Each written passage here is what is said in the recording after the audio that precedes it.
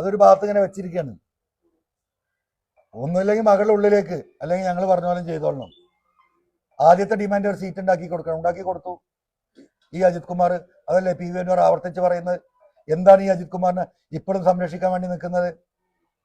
അജിത് കുമാർ ഒന്ന് പുറത്തു വന്നോട്ടെ. അദ്ദേഹം ചിലരോട് അടിച്ച ഡയലോഗ് എനിക്കറിയാം, എന്നെ തൊട്ട് നോക്കട്ടെ എന്ന്.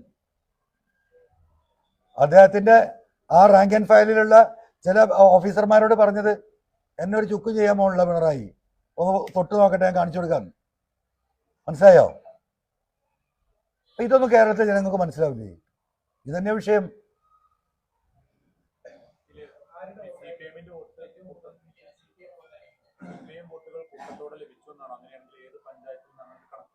ഇല്ല, അങ്ങനെയൊന്നും പറയാൻ പറ്റില്ല. CPM വോട്ട് പിണറായിസം തകർന്നടിയും, ഒരു തർക്കമില്ല. പിണറായിസത്തിന്റെ തകർച്ച ആരംഭിക്കുന്ന നിലമ്പൂരിൽ തന്നെയാണ്.